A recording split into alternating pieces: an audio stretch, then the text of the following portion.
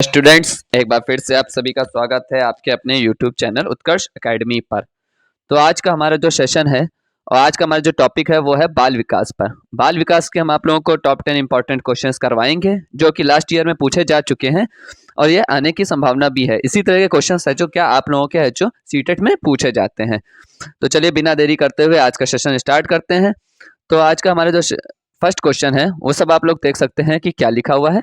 First question हमारा है कि लेव वाइगोत्स्की के अनुसार अधिगम क्या है? एक अनुबंधित गतिविधि है या एक सामाजिक गतिविधि है या एक व्यक्तिगत गतिविधि है या एक निष्क्रिय गतिविधि है? तो जो लेव वाइगोत्स्की थे उन्होंने किसका सिद्धांत दिया था? सामाजिक का।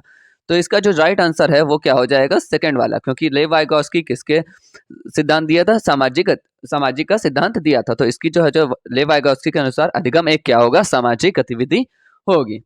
तो चलिए अपने नेक्स्ट क्वेश्चन की तरफ पढ़ते हैं जो कि है हमारा क्वेश्चन नंबर 2।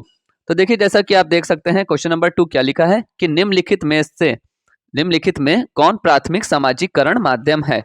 मतलब समाज से जो रिलेटेड है वो कौन सा होगा? क्या प्राथमिक सामाजिकरण माध्यम है? तो कौन सा इसमें प्राथमिक सामाजिकरण माध्यम हो जाएगा?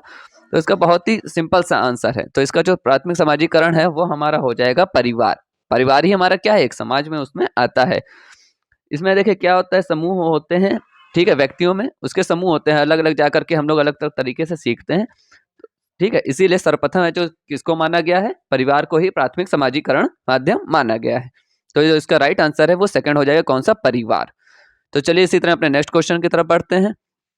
आप वीडियो को एंड तक देखिए क्योंकि इसमें बहुत ही अच्छे अच्छे क्वेश्चन हैं, ठीक है। जो लास्ट ईयर में पूछा था इसी तरह क्वेश्चन आज जो आगे भी पूछे ही जाते हैं, कभी कभी बहुत रिपीट हो जाते हैं। तो आप वीडियो को बिल्कुल एंड तक देखिएगा ताकि कोई भी क्वेश्चन आप लोगों का छूट ना जाए।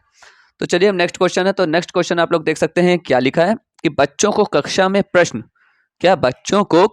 प्रश्न पूछने से रोकना चाहिए या पूछने के लिए प्रेरित करना चाहिए या पूछने के लिए हतोत्साहित करना चाहिए या पूछने की अनुमति नहीं देना चाहिए? तो ये तो बहुत सिंपल सा एक क्वेश्चन है और बहुत ही सिंपल सा लॉजिक भी है कि बच्चों से जितना हम लोग क्वेश्चन पूछेंगे, जितना उनको बढ़ावा देंगे, उतना अच्छा वो लोग क्लास में करेंगे, उतना अच्छा वो लोग समाज में भी करेंगे। जितना हम लोग उसको जो क्वेश्चन को पूछने देंगे उतने अच्छे से वो लोग समझ पाएंगे और हम लोग को भी समझ में आएगा कि जो हम लोग पढ़ा रहे हैं वो बच्चा समझ रहा है कि नहीं समझ रहा है। तभी जब वो समझेगा तभी तो वो प्रश्न पूछेगा। तो इसका जो राइट आंसर है वो क्या हो जाएगा? सेकंड वाला, पूछने के लिए प्रेरित करना चाहिए। हमेशा उन्हें जो उत्साह करने देना चाहिए, उन्हें उत्साहित करना चाहिए, हतोत्साहित नहीं करना चाहिए। जो वो क्वेश्चन पूछ रहे हैं तो उन्हें और उत्साह देना चाहिए कि आप लोग है जो प्रश्न पूछिए, इस तरह से प्रश्न पूछिए, तभी वो लोग क्या अच्छे से क्लास में स्टैंडर्ड बना पाएंगे अपना। तो चलिए अपना नेक्स्ट क्वेश्चन की तरफ बढ़ते हैं जो कि है हमारा क्वेश्चन नंबर 4। देखिए क्वेश्चन नंबर 4 क्या है? डैश, मतलब डैश में इसमें से 4 ऑप्शन में से इसमें पढ़ना है। यह विचारधारा है कि सभी बच्चों को एक नियमित विद्यालय व्यवस्था में समान शिक्षा प्राप्त करने का अधिकार हो। तो ये किस चीज में दिया जाए? कौन सी शिक्षा में ऐसा कहा गया है कि समान शिक्षा प्राप्त करने का अधिकार हो? तो जो समान शिक्षा प्राप्त करने का मतलब ही समावेशी शिक्षा से, समावेशी ही नाम से भी लग रहा है कि समान शिक्षा। तो इसका जो राइट आंसर है वो क्या है? सेकंड वाला, कि समावेशी शिक्षा ही क्या कहलाती है? एक समान शिक्षा सबको प्राप्त होनी चाहिए, ठीक है। तो जिसका राइट आंसर है वो सेकंड वाला हो जाएगा। तो बहुत ही अच्छे अच्छे क्वेश्चन है, बहुत ही सिंपल से क्वेश्चन है और ये इस तरह के क्वेश्चन आप लोगों के एग्जाम में पूछे जाते हैं जिससे आप लोगों का अच्छे से सीटेट क्लियर हो सकता है पहले ही अटेम्प्ट में। तो बिल्कुल अच्छे से पढ़िएगा और अगर हमारी वीडियोस और आपके क्वेश्चन जो बना रहे हैं वो अगर अच्छे लग रहे हो तो हमारी वीडियो को लाइक करिए और हमारे चैनल को सब्सक्राइब करिए और इन्हें ढेर सारा शेयर करिए ताकि और भी बच्चे हम लोगों से जुड़ करके जो हम पढ़ा रहे हैं वो सीटेट की प्रिपरेशन कर सकें और सीटेट का एग्जाम अपना निकाल सकें। तो चलिए अपने नेक्स्ट क्वेश्चन की तरफ बढ़ते हैं जो कि है हमारा क्वेश्चन नंबर 5। तो देखिए क्वेश्चन नंबर 5 क्या है? बच्चे डैश को छोड़कर अन्य सभी के द्वारा लिंग भूमिकाएं ग्रहण करते हैं। तो बच्चा किस चीज से है जो लिंग भूमिकाएं ग्रहण नहीं करता है? तो सिर्फ और सिर्फ ट्यूशन से वो है जो लिंग भूमिकाएं ग्रहण नहीं करता है। तो जो इसका राइट आंसर है वो हमारा है सेकंड वाला, ट्यूशन। क्योंकि ट्यूशन के अलावा और सबसे वो लिंग भूमिकाएं क्या ग्रहण करता है? संस्कृति से भी करता है, मीडिया से भी करता है, सामाजिकरण से भी। और बच्चे डैश को छोड़कर, बच्चे ट्यूशन को छोड़कर, तो डैश में यहाँ पे क्या आएगा? ट्यूशन को छोड़कर अन्य सभी के द्वारा लिंग भूमिकाएं ग्रहण करते हैं। तो चलिए अपने नेक्स्ट क्वेश्चन की तरफ बढ़ते हैं जो कि है हमारा क्वेश्चन नंबर 6। तो देखिए क्वेश्चन नंबर 6 क्या कह रहा है, इसको पढ़िए। एक प्रारंभिक कक्ष में एक बालक बालिकाएं अपने साथ जो अनुभव लाते या लाती हैं उन्हें क्या करना चाहिए? ठीक है, ये बहुत ही सिंपल से लॉजिक क्वेश्चन होते हैं, बस आपको अपने माइंड सेटअप करना है कि अच्छे से, ठीक है, बिल्कुल कंसंट्रेट होके, इधर उधर ध्यान दे के नहीं, तो अच्छे से बिल्कुल आपका सारे क्वेश्चन हो जाएंगे।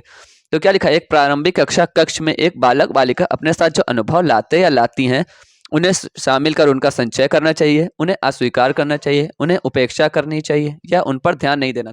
देखिए तीनों के तीनों आंसर है जो निगेटिव थॉट्स हैं, तो ये तो अपने आप में ऐसे भी नहीं होंगे, ठीक है, क्योंकि ये क्या है, एक निगेटिव थॉट्स है कि सब में क्या अस्वीकार करना, उपेक्षा, उपेक्षा मतलब उपहास उड़ाना, नहीं ध्यान देना, उन पर ध्यान नहीं देना, तो ये सब क्या है, एक तरह के क्या है, सारे के सारे ये सारे के सारे क्या निगेटिव थॉट्स हैं। तो हमारा जो राइट आंसर है वो हमारा क्या होगा, कौन सा, फर्स्ट वाला, उन्हें शामिल कर उनका संचय करना चाहिए। तो इसका जो राइट आंसर है वो हमारा क्या हो जाएगा, पहला वाला।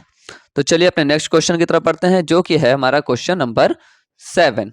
तो क्वेश्चन नंबर 7 देखिए क्या कह रहा है, निम्नलिखित संरचनाओं में से शिक्षा का अधिकार अधिनियम 2009 किसकी वकालत करता है। तो ये बहुत ही इंपॉर्टेंट क्वेश्चन है, इस तरह के क्वेश्चन एक ना एक आता है, राष्ट्रीय पाठचर्या की रूपरेखा, इस तरह के क्वेश्चन पूछे जरूर जाते हैं आप लोगों के एग्जाम में। तो ये बहुत ही इंपॉर्टेंट क्वेश्चन है, इन्हें आप लोग बहुत ही अच्छे से पढ़िएगा, इसमें से एक ना एक जरूर फंसता है आपका, तो एक नंबर इसमें से जरूर आपका पक्का हो जाएगा। तो क्या लिखा है, निम्नलिखित संरचनाओं में से शिक्षा का अधिकार अधिनियम 2009 किसकी वकालत करता है। तो जो 2009 था वो किसकी वकालत करता है, समावेशी शिक्षा का। किसका करता है, समावेशी शिक्षा का, मतलब हर एक बच्चे को समान अधिकार की शिक्षा मिलने चाहिए, किसी से भी किसी प्रकार का भेदभाव नहीं होना चाहिए। तो जो इसका जो राइट आंसर है वो हमारा क्या हो जाएगा, समावेशी शिक्षा। तो इसी तरह अपने नेक्स्ट क्वेश्चन की तरफ पढ़ते हैं, जो कि हमारा क्वेश्चन नंबर 8। अब देखिए ये भी एक तरह की पेडागोजी है, बहुत ही अच्छा सा क्वेश्चन है, इसे आप लोग ध्यान से पढ़िएगा, बहुत ही सिंपल सी चीजें होती हैं, बस आपको कंसंट्रेट करके पढ़ना है, तभी आप लोग अच्छे से इसे निकाल सकेंगे। तो जो हमारा क्वेश्चन है वो क्या लिखा है कि बच्चों की गलतियां, क्या बच्चे जो गलतियां करते हैं उन्हें हमने क्या करना चाहिए, शिक्षण अधिगम प्रक्रिया में महत्वहीन है, प्रदर्शित करती है कि बच्चे कितने लापरवाह हैं, बार बार अभ्यास करने के लिए कहकर तुरंत सुधार देनी चाहिए, यह अधिगम का एक भाग है तथा उनके विचारों में एक अंतर्दृष्टि देती है। तो ये देखिए शिक्षण अधिगम प्रक्रिया में महत्वहीन है, मतलब ये कह रहा कोई महत्व ही नहीं है। देखिए अगर जब तक बच्चे गलतियां नहीं करेंगे तब तक वो किस तरह से सीखेंगे, बच्चे जब गलतियां करते हैं तभी तो उस तरह से उसको सीखते हैं, तभी तो वो सीख पाएंगे। जब तक हम लोग गलतियां किसी चीज़ की करेंगे नहीं तो हम तो सीख ही नहीं पाएंगे। कोई भी इंसान अपने आप में परफेक्ट नहीं होता है, वो गलतियां जरूर करता है, चाहे वो जैसी भी हो। हम लोग भी एग्जाम देखते हैं तो कुछ ना कुछ गलतियां होती हैं, तभी तो हम लोग जो नेक्स्ट जब हमारा एग्जाम होता है तो उसमें वो गलतियों को क्या सीखते हैं। तो इसका जो सिंपल सा आंसर वो क्या, अधिगम का एक भाग है तथा उनके विचारों में एक अंतर्दृष्टि देता है। तो जिसका राइट आंसर है वो हमारा कौन सा है, फोर्थ वाला। क्या लिखा है, अधिगम का एक भाग है तथा उनके विचारों में एक अंतर्दृष्टि देती है। तो चलिए अपने नेक्स्ट क्वेश्चन की तरफ पढ़ते हैं, जो कि है हमारा क्वेश्चन नंबर 9। तो देखिए 9 हमारा क्वेश्चन क्या कह रहा है, सबसे पहले पढ़िए, क्या निम्नलिखित में से कौन सा एक संवेग है। अब संवेग क्या होता है, संवेग वो चीज होती है जो हम लोग है जो क्या हम लोग बहुत ज्यादा जिसमें उत्तेजना प्रकट कर देता है, जो जो डराने के लिए हो जाता है, या हम लोग किसी चीज को लेकर बहुत उत्तेजित हो जाते हैं, तो वो एक तरह का क्या कहलाता है, संवेग कहलाता है। तो इसमें से जो आपको बताना है कि कौन सा संवेग एक है। तो इसमें से संवेग जो है वो है डर।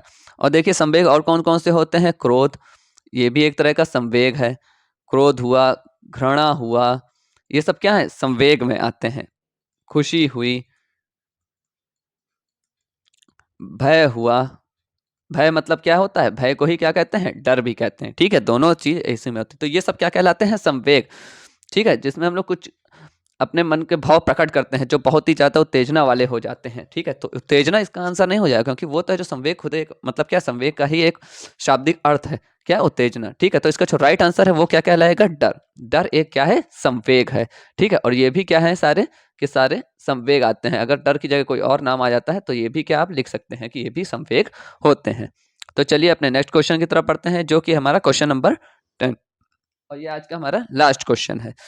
तो देखिए क्या लिखा है, क्वेश्चन को पहले पढ़िए। अभी आपको बताया था ना कि जो राष्ट्रीय पाठचर्या और जो इस तरह के क्वेश्चन है जो बहुत पूछे जाते हैं। ठीक है, तो इसमें हमारा जो लास्ट क्वेश्चन है इसको पढ़िए, क्या लिखा है कि राष्ट्रीय पाठचर्या फ्रेमवर्क, ठीक है, राष्ट्रीय पाठचर्या फ्रेमवर्क 2005 ने अपनी समझ किससे प्राप्त की है, किस चीज से प्राप्त की थी। ठीक है, राष्ट्रीय पाठचर्या फ्रेमवर्क 2005 ने, तो ये जो प्राप्त की थी ये किससे प्राप्त की थी, रचनावाद से। तो जिसका राइट आंसर है वो हमारा क्या है, फर्स्ट वाला इसका राइट आंसर है कि उसने कहां से प्राप्त की थी, रचनावाद से। तो ये थे आज के हमारे टॉप 10 क्वेश्चंस जो आप लोगों को अच्छे से मैंने समझा दिया है। इसे आप अच्छे से समझिएगा और अगर हमारा आप लोगों को समझ में अच्छे से आ रहा हो तो हमारे चैनल को सब्सक्राइब करिएगा, हमारे वीडियोस को लाइक करिएगा और शेयर ज़्यादा से ज़्यादा करिए ताकि और भी बच्चे जुड़ करके इसका फ़ायदा उठा सकें और हम लोगों से जुड़ करके सीटेट की तैयारी अच्छे से कर सकें। आप लोगों का फर्स्ट ही अटेम्प्ट में निकल जाएगा सीटेट अगर आपने अच्छे से प्रिपरेशन करी।